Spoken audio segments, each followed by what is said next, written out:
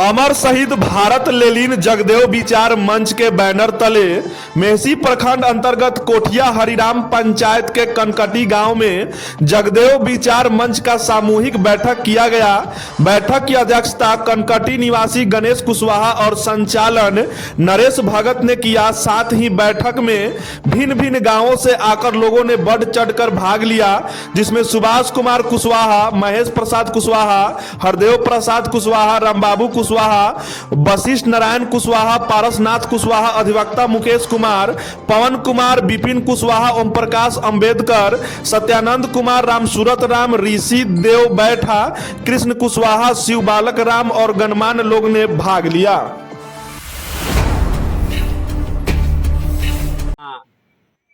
अमर शहीद जगदेव बाबू के संदर्भ में विचार रखा जा रहा है। इस भारत को आज़ादी के समय हमारे बहुत से महापुरुष अपना कुर्बानी दिए और उस कुर्बानी के बाद यह भारत आज़ाद हुआ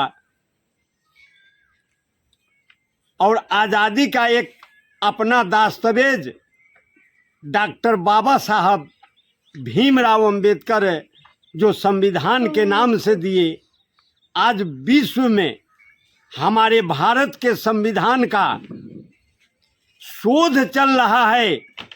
कोलंबिया यूनिवर्सिटी में बाबा साहब ने जो भारत का संविधान दिए, समता मूलक संविधान दिए, उस पर शोध हो रहा है कि बाबा साहब इतना बड़ा संविधान में समता मूलक की जो चर्चा उठाए, आखिर है क्या। बाबा साहब भगवान बुद्ध के जो बौद्ध धर्म है, उन्होंने अपने लाइफ में बाबा साहब 32 डिग्रियां लिए।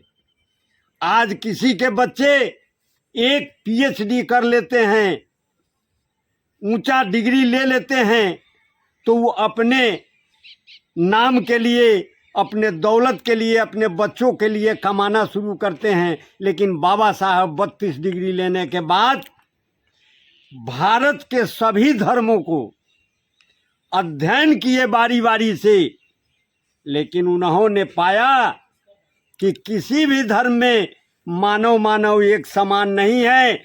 इस पृथ्वी पर अगर है कोई धर्म तो वह बौद्ध धर्म है। और उन्होंने बौद्ध धर्म का शिक्षा लिए, लाखों के साथ बौद्ध धर्म के दीक्षा लिए और बौद्ध धर्म को बाबा साहब माने। आज हमारे समाज के लोग शिक्षा के प्रति अग्रसर नहीं हो रहे हैं। तो इस संविधान के पहले इस भारत में माता सावित्रीबाई फूले, ज्योतिबा फूले, गाडगे महाराज, संत रविदास, संत कबीर साहब, ऐसे महापुरुष लोग आए। और उसके पहले भगवान तो थे, अंधविश्वास का चर्चा हुआ है। तो हमारे समाज के लोगों को क्यों नहीं पढ़ने का अधिकार था।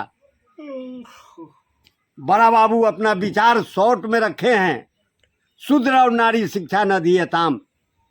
मनुस्मृति जिसके विधान में जातीय समीकरण आया, ऊंच नीच में बांटा गया, पढ़ने के अधिकार से वंचित रखा गया, इसलिए उसने कहा, मनुस्मृति में लिखा, शूद्र और नारी शिक्षा न दीयताम। भारत के जितना भी नारी हैं उनको शिक्षा लेने का अधिकार नहीं था। शूद्र मानने के लिए इस समाज के लोग अपने को शूद्र नहीं मानते हैं, लेकिन इसमें भी बुद्धिजीवी परिवार है। अगर उनको देखना है तो कुछ लोगों का जन्म कुंडली बना हुआ है। अपने जन्म कुंडली को उठा के देखे कि आज आपको अगर शूद्र नहीं कह रहा है, लेकिन आपके जन्म कुंडली में शूद्र लिखा हुआ है, आप शूद्र हैं। अगर शूद्र कोई नहीं है तो सिर्फ एक परिवार जिसका नाम ब्राह्मण कहते हैं। साथियों, बहुत दूर जाने की जरूरत नहीं है। आप संविधान जब पढ़ेंगे, एक बार 2 घंटी बजता है भारत में, 1 घंटी मंदिर का बजता है और दूसरा घंटी विद्यालय, विश्वविद्यालय का बजता है। आप अपने बच्चों को मंदिर वाली घंटी में मंदिर में भेज देते हैं, और जिन लोगों ने मंदिर का घंटा बजाते हैं उनके बच्चे विद्यालय, विश्वविद्यालय में जाते हैं। इसलिए आपको सीख लेने का जरूरत है। अपने बच्चों को समय पर विद्यालय के घंटी में विद्यालय में भेजिए, विश्वविद्यालय में पढ़ाइए। 1 रोटी कम खाइए, एक समय उपवास रहिए, लेकिन अपने बच्चों को वाजिब शिक्षा देने का काम कीजिए। वह शिक्षा जो बाबा साहब कहे थे, शिक्षा वह शेरनी का दूध है, जो पिएगा वही दहाड़ेगा, जो नहीं पिएगा वह नहीं दहाड़ सकता है। हमारे देश में आज एक देश एक चुनाव का चर्चा आ रहा है, तो इस देश में एक राष्ट्र एक शिक्षा नीति क्यों नहीं? जगदेव विचार मंच के बैनर तले हम लोग इसके पहले ग्राम सत्याग्रह संगठन के बैनर तले आवाज उठाए थे, एक राष्ट्र एक शिक्षा नीति लागू करो, समान शिक्षा नीति लागू करो। राष्ट्रपति का बेटा हो या हो मजदूर का संतान, सबको शिक्षा एक समान, रोजगार का अवसर हो समान। वह जगदेव बाबू का नारा था, अमर शहीद जगदेव बाबू का। जगदेव बाबू नारा दिए थे, आज हम लोगों के बीच नहीं है, गोली से उनको भूना गया। वो नारा दिए थे, 100 में 90 शोषित, शोषितों ने ललकारा है, धन धरती राजपाट में 90 भाग हमारा है, 10 का शासन 90 पर नहीं चलेगा, नहीं चलेगा। जगदेव बाबू का नारा था।